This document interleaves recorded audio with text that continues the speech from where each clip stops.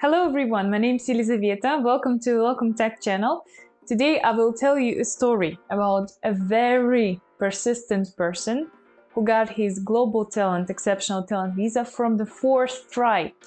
And this is actually a very interesting story, very interesting case. So I'm very excited to share it with you guys. And finally, this person got his decision. So yeah, I will tell you all about this case. And if you're interested, please stay with me. It's like extremely unusual. So yeah, let's get started.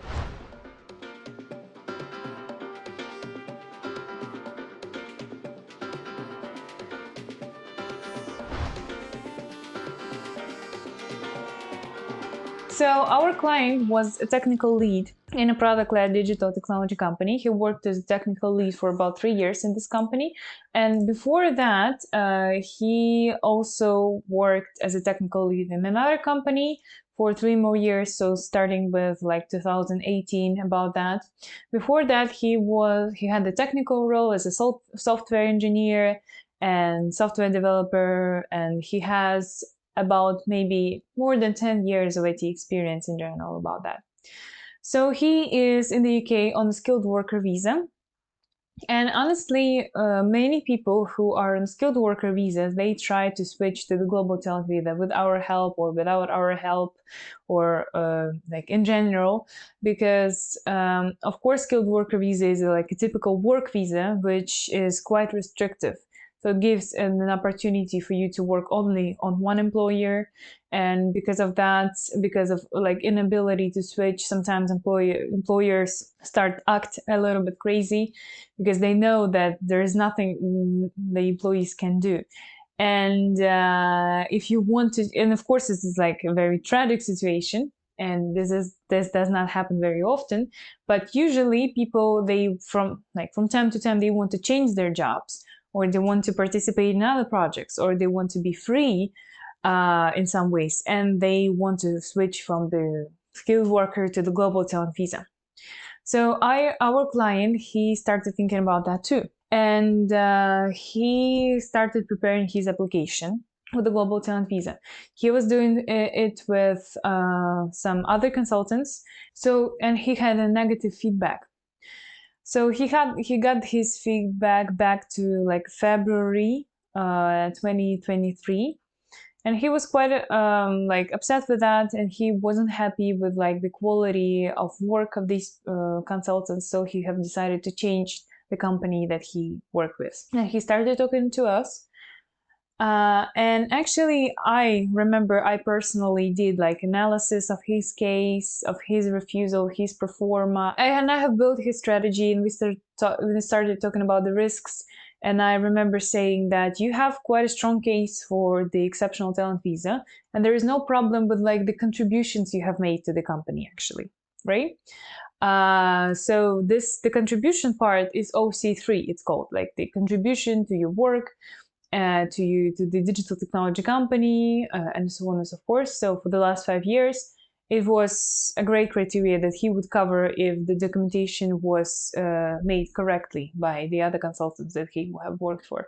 But the second criteria seems to be a problem, because actually he couldn't apply for OC2, which is a recognition of your work outside your main job, which is like some seminars, webinars, public speaking experiences, maybe some articles published, and so on and so forth, because he didn't have any of this, and he didn't have time to prepare that, and he didn't want to really. So we have decided that the only thing is OC1 that we can apply. He was really working on OC1 is innovation. He was really working on innovative products, but usually it's almost not possible to get this criteria if you do not have any kind of patents, or maybe some, I don't know, innovation, like recognition, and so on and so forth. Like the product was innovative and it has some result.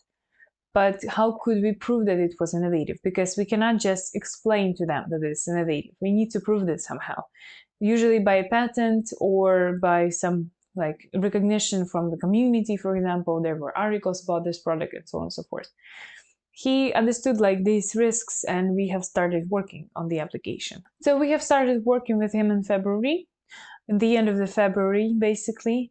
And we have prepared his package of documentation in about 6 weeks. So in April, we have applied for the Global Talent Visa the first time with us. So it was his second try.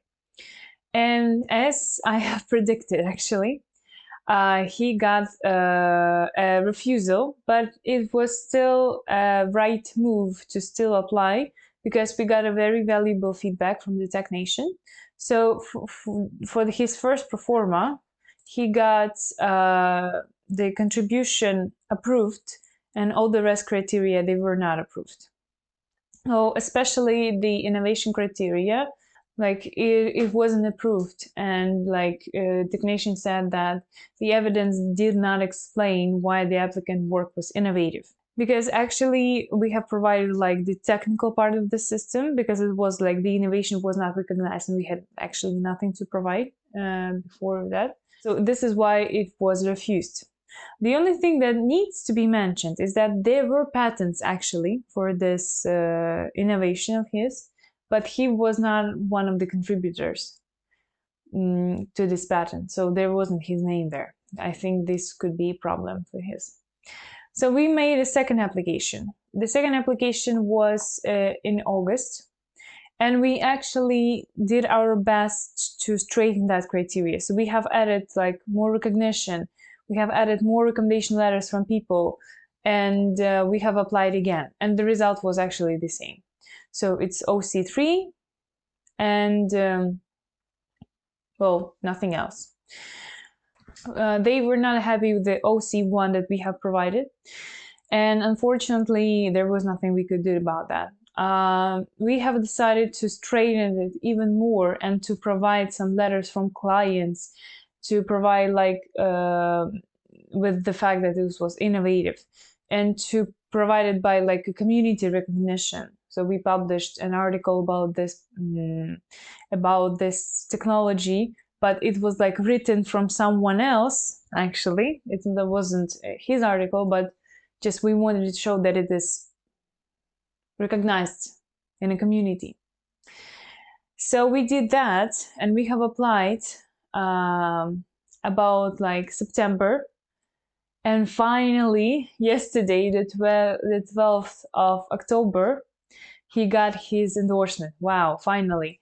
We were so happy because at this time exactly he had some troubles with his employer and he really needed to switch to another visa, and we were really happy about that. He's very happy because the case is really not easy, and we knew about that from the start, but we have done everything we could to get his endorsement even from the fourth try. So when we see some risks in the application, we try to give like a detailed feedback to the client about them, and if he or she agrees on that, we start working.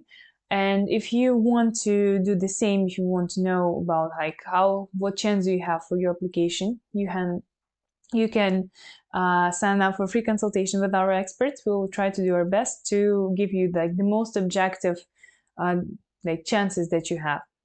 And if you got your refusal on a global talent visa, this is okay, this happens, and there are enormous amount of cases that we had when there was like a refusal from the first try, whether with us or with other consultants, or the client applied himself or herself, and then we got positive feedback from the second try, sometimes even from the third try. And I think this is the only case we have that get endorsement from the fourth try, but it happens. So yeah, thank you so much for watching and have a great day. Goodbye.